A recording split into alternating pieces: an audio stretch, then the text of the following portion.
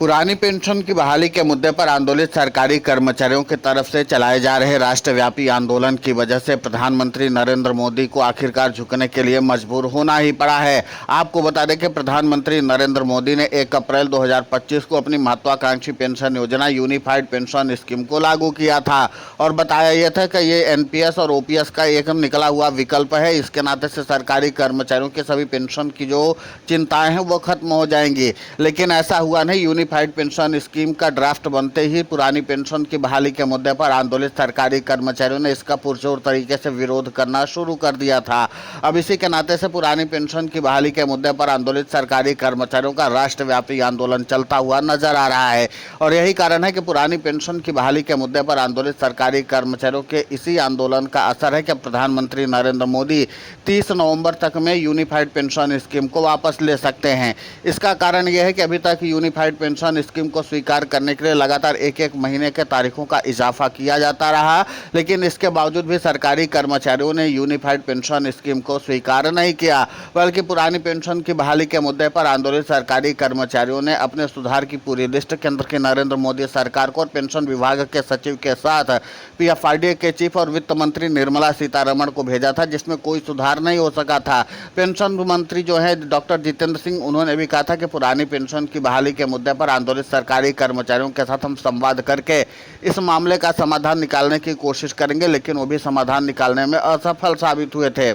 अब यही कारण है कि पुरानी पेंशन की बहाली के मुद्दे पर आंदोलित सरकारी कर्मचारियों के बढ़ते प्रभाव के नाते से और यूनिफाइड पेंशन स्कीम की गिरता स्तर के नाते से लगातार प्रधानमंत्री नरेंद्र मोदी को भी लगने लगा कि यूनिफाइड पेंशन स्कीम को आगे नहीं बढ़ाया जा सकता है। आपको बता दें कि यूनिफाइड पेंशन स्कीम को स्वीकार करने के लिए अंतिम तारीख पहले 30 अक्टूबर थी, उसके बाद केंद्र की नरेंद्र मोदी सरकार ने इसको बढ़ा करके 30 नवंबर कर दिया है। लेकिन माना जा रहा है कि जिस तरीके से यूनिफाइड पेंशन स्कीम में सरकारी कर्मचारियों की स्वीकार्यता लगभग शून्य के बराबर पहुंच चुकी है। आपको बता दें कि महज 3% सरकारी कर्मचारियों ने ही यूनिफाइड पेंशन स्कीम को स्वीकार किया है। 24 लाख सरकारी कर्मचारियों में से महज 70,000 सरकारी कर्मचारियों ने अभी तक यूनिफाइड पेंशन स्कीम को स्वीकार किया है और वो 70,000 सरकारी कर्मचारी हैं जिनके ऊपर सरकार का दबाव था, यानी कि जबरन यूनिफाइड पेंशन स्कीम स्वीकार करवाई गई थी। अब ऐसे में माना जा रहा है कि प्रधानमंत्री नरेंद्र मोदी इस मामले को लेकर के बहुत जल्द एक बैठक भी करेंगे और इस बात के निष्कर्ष पर अब पहुंचने की कोशिश करेंगे कि आखिर यूनिफाइड पेंशन स्कीम में क्या सुधार संभव है,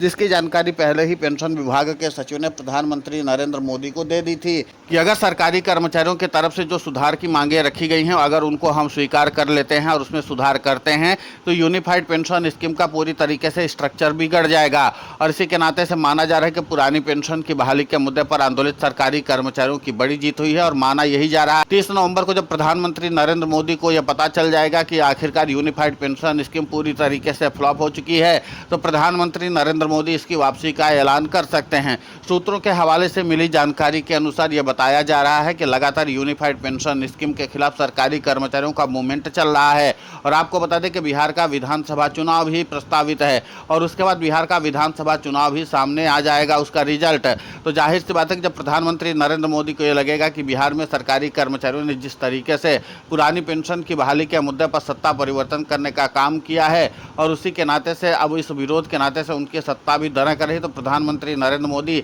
ठीक उसी 3 काले कृषि कानून की तर्ज पर यूनिफाइड पेंशन स्कीम को भी वापस ले लेंगे। तो माना यही जा रहा है कि पुरानी पेंशन की बहाली के मुद्दे पर आंदोलित सरकारी कर्मचारियों की एक बड़ी जीत होने जा रही है और पुरानी पेंशन की बहाली के मुद्दे पर आंदोलित सरकारी कर्मचारियों के तरफ से चलाए गए इस अभियान ने आखिरकार व्यापक रूप दिखाना शुरू कर दिया है। आपको बता दें कि 30 नवंबर में से जिस तरीके से अभी अक्टूबर का महीना चल रहा है और सरकारी कर्मचारी व्यापक तौर पर अपने आंदोलन को चला रहे हैं और उसी के नाते से अभी भी सरकारी कर्मचारियों की तरफ से जो रणनीति बनाई गई थी वो पूरी तरीके से सफल साबित होती हुई नजर आ रही है। अब देखना यह होगा कि जिस तरीके से 30 सितंबर फिर 30 सितंबर के बाद 30 अक्टूबर और 30 अक्टूबर के बाद अब 30 नवंबर तक की तारीख बढ़ाई गई है तो जाहिर सी बात है कि चाहे कितनी भी तारीख सरकार बढ़ा दे लेकिन सरकारी कर्मचारी यूनिफाइड पेंशन स्कीम को स्वीकार नहीं करेंगे तो नहीं करेंगे। खुद एनएमओपीएस के राष्ट्रीय अध्यक्ष और रटेवा के प्रदेशाध्यक्ष विजय कुमार बंधु ने भी पुरानी पेंशन की बहाली बहाली के मुद्दे पर आंदोलित सरकारी कर्मचारियों को संबोधित करते हुए इसी बात का ऐलान किया था कि सरकार चाहे कितनी भी तारीखों को बढ़ा दे, किसी भी हाल में सरकारी कर्मचारी यूनिफाइड पेंशन स्कीम को स्वीकार नहीं करेंगे। सरकारी कर्मचारी तो एनपीएस को भी पूरी तरीके से खारिज कर रहे हैं और वो ये चाहते हैं कि एनपीएस और यूपीएस दोनों को साथ केंद्र की नरेंद्र मोदी सरकार वापस ले ले। सरकारी कर्मचारियों को न तो एनपीएस में भरोसा है और न ही यूपीएस में भरोसा है। सरकारी कर्मचारी ओपीएस चाहते हैं और उन्होंने तो ये भी कहा कि अगर सरकार विकल्प ही देना चाहती है तो एक बार देश भर के सभी सरकारी कर्मचारियों को पुरानी पेंशन का विकल्प दे करके देख ले कि वो लोग ओपीएस को स्वीकार करते हैं, एनपीएस को स्वीकार करते हैं या यूपीएस को स्वीकार करते हैं। आप दो विकल्प बंद कर देते हैं, न तो ओपीएस देते हैं और जिस तरीके से पूरे सिस्टम को हाईजैक करते हैं उसके बाद सिर्फ यूपीएस का ही विकल्प सरकारी कर्मचारियों को छोड़ते हैं। एनपीएस का विकल्प भी अब सरकारी कर्मचारियों के लिए नहीं छोड़ा जा रहा है। मजबूरन सरकारी कर्मचारी जो हैं जिनको सीधे आप मजबूरी में स्वीकार करने के लिए कहते हैं तो क्या करेंगे? तो जाहिर सी बात है कि 70,000 वो सरकारी कर्मचारी जो या तो नवागत आए हैं या जिनकी रिटायरमेंट होने वाली थी उनको दबाव दे करके यूपीएस स्वीकार करवाई गई है और इसी के नाते से सरकारी कर्मचारियों का गुस्सा सातवें आसमान पर है और सरकारी कर्मचारी लगातार केंद्र की नरेंद्र मोदी सरकार पर सवाल उठा रहे हैं। अब देखना महत्वपूर्ण होगा कि जिस तरीके से 30 नवंबर को भी सरकारी कर्मचारियों का रिजल्ट साफ पता है कि सरकारी कर्मचारी बिहार में सत्ता परिवर्तन करने जा रहे हैं और महागठबंधन को चुनावी जीत दिलाने जा रहे हैं। दूसरी अहम बात यह है कि जब 30 नवंबर को अंतिम तारीख आएगी तो उसके बाद केंद्र की नरेंद्र मोदी सरकार के पास एक रिपोर्ट जरूर भेजी जाएगी कि अभी तक सरकारी कर्मचारियों ने लगभग ना के बराबर यूनिफाइड पेंशन स्कीम को स्वीकार किया है। तो जाहिर सी बात है कि जब 70-75 हज़ार सरकारी कर्मचारी ही यूनिफाइड पेंशन स्कीम को स्वीकार करेंगे, जहां लाखों की तादाद में सरकारी कर्मचारी हैं, तो जाहिर सी बात है कि फिर 70-75 हज़ार लोगों के लिए ही यूनिफाइड पेंशन स्कीम को क्या ही चलाया जाएगा। आपको बता दें कि जहां प्रधानमंत्री नरेंद्र मोदी की महत्वाकांक्षी पेंशन योजना यूनिफाइड पेंशन स्कीम पूरी तरीके से फ्लॉप होती हुई नजर आ रही है, तो अब जाहिर सी बात है कि प्रधानमंत्री नरेंद्र मोदी को मजबूरन इसको वापस लेना पड़ेगा। हालांकि पेंशन के अन्य विकल्प पर भी केंद्र की नरेंद्र मोदी सरकार विचार कर रही है, लेकिन उस विचार के नाते से क्या सरकारी कर्मचारियों के भी विचार मिल पाएंगे ये भी कह पाना भी मुश्किल है। लेकिन पुरानी पेंशन की बहाली के मुद्दे पर आंदोलित सरकारी कर्मचारियों ने कहा कि अगर हमारी मोर्चेबंदी मजबूत रही,